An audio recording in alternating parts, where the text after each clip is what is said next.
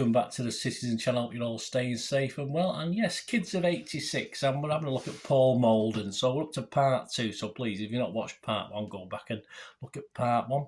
A brief reprise of what happened in that one. We followed Paul's early career right up to Christmas 1985, as goals for the City reserves had led him to being considered for the first 11, not before time either.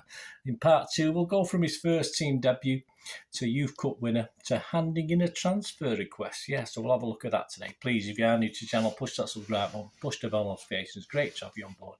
Everything's City, of course, past, present, and as long as I can keep going, that's for sure.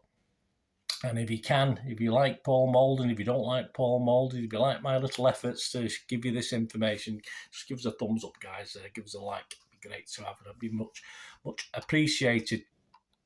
Right, he made his first team debut. We got it on the 1st of January 1986. Happy New Year.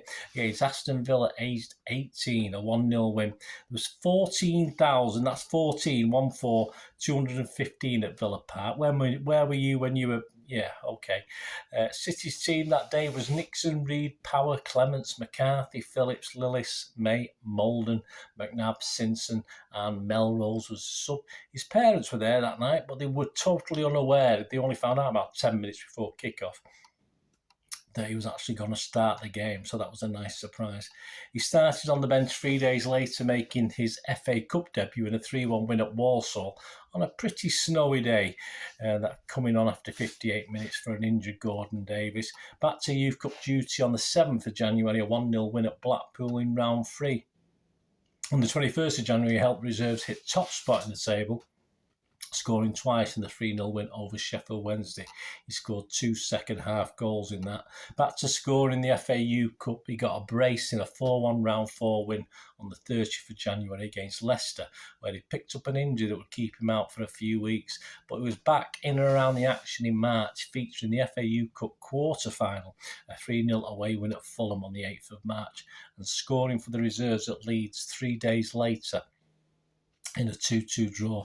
It was easy for Paul as the keeper literally dropped the ball at his feet on the edge of the box. Right place, right time, a good trait for any goal scorer. On March the 15th at Main Road in a 1-0 defeat to Watford, he came on a sub for Gordon Davies on 68 minutes. He had a late chance but was thwarted on the 16th of April in the FA Youth Cup semi-final at Highbury, where City went down 1-0 in the first leg. But just 6 days later, it was his double strike that overturned the 1-0 loss against Arsenal into a 2-1 win for the Blues that took it to extra time and penalties.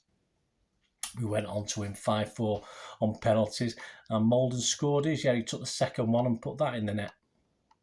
Against United, a 2-legged final, a draw at Old Trafford, and Moulden got the second in a comfortable 2-0 win at Main Road as we won the FA Youth Cup for the first time 3-1 on aggregate, the kids of 86. With City suffering last game relegation that same season, if you get your old programme out from that last game of the season, of course, we all remember and we all dreaded at the time. Of course, you've got the picture of Redmond picking up the FA Youth Cup on the front of it. So it was a bit of a sad ending for a nice, joyous programme cover. McNeil quit City at the start of the 86-87 campaign and was replaced by his number 2, Jimmy Frizzell, who bloodied several members of the FA Youth Cup winning side, including Paul Lake, Whites, Ian Brightwell, and when Moulden's chance came for running the side, he wasn't to disappoint.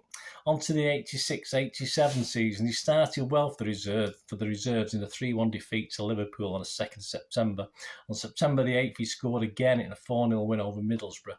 Either side of the Borough game, he scored twice on both occasions in a run-out for the A-team on the 6th of September, 2-2 draw away at Crewe reserves, and on the 13th of September, a 3-1 win over South Liverpool reserves. Jimmy Frizzell stuck him on the bench for a home game against QPR on the 20th of September, and he came on in the 77th minute. In the second round Littlewoods Cup first round game away at Southend, he came on in the 80th minute. Both games ended 0-0. In the second leg of that game, on the 8th of October, he started against Southend in a 2-1 win, and previously on the 4th of October, he got a league start at Main Road in a 2-1 loss to Leicester. On the 15th of October, he racked up 4 goals in an 8-0 reserve team win over Blackburn. He also had a couple of assists in that game. And on November the 4th, in a full Members' Cup home win over Wimbledon, he was the star man and scored a brace in the 3-1 win, a diving header and an overhead kick, no less. Good as Dennis Stewart? Probably. He scored his first league goals 4 days later, putting in another starman performance for the club in a 3-1 home win over Aston Villa on the 8th of November to become City's top scorer for the season. All right, admittedly, it wasn't a very high target to beat. Though City was struggling, Moulden was grabbing his chance. On the 15th of November, he scored in a 2-1 home win over Charlton. In the next round of the full Members' Cup, he was on the score sheet again on the 26th of November, scoring the only goal of the game. At home to Everton on the 29th of November, though we lost 3-1, he was our goal scorer in front of 27,097 fans. He had a run in the first team of 12 games, but after Everton, the goals dried up and he didn't make the score sheet for the next 7 appearances and then suffered a back injury with a broken bone in his back. How unlucky was this lad? This was in a 1-0 win over Oxford on the 3rd of January. It was to keep him sidelined for an estimated 2 months at the time. It was noted at the time that all his big injuries tended to happen a fortnight either side of Christmas. It would change. Coincidence? Perhaps his body was just needed a self-imposed winter break a little bit earlier than other countries adapted it. He was awarded the North West Young Player of the Month award, deservedly so, for December. The press nicknamed him Golden Moulden. See what they did there? He was back quicker than expected, although he never again got a good run of starts. He made 2 sub-appearances and 4 starts, but didn't add to his goal tally as City plunged into the second division. 86-87 season, he got 5 goals from 16 starts and 4 sub-appearances. That brings us on to 87-88, and with the arrival of Mr. Mel Machin, we will see if the new manager Mel Machin fancied him or not. Still feeling his way back after last season's injuries, he got a goal for the A team in a 2-1 away win at Chester City Reserves on the 8th of August and was the star man for the A team in a 4-0 win at Platt Lane on the 29th of August, scoring 2 goals. And then he got 1 for the reserves in a 3-0 win at Sunderland on the 1st of September, scoring after only 6 minutes. He scored 2 in a 5-1 reserve win over Leeds on the 8th of September. But another blow when X-rays revealed a fractured shin bone. Paul had been training with some pain, and the diagnosis came as a shock to everyone. It was expected it would be the new year before he would be back. He was back scoring, though, when he did come back in January. It was City's only goal in a 1-1 draw with Coventry Reserves on the 5th of January, and a late goal in a 2-0 win on the 14th of January against Blackpool Reserves.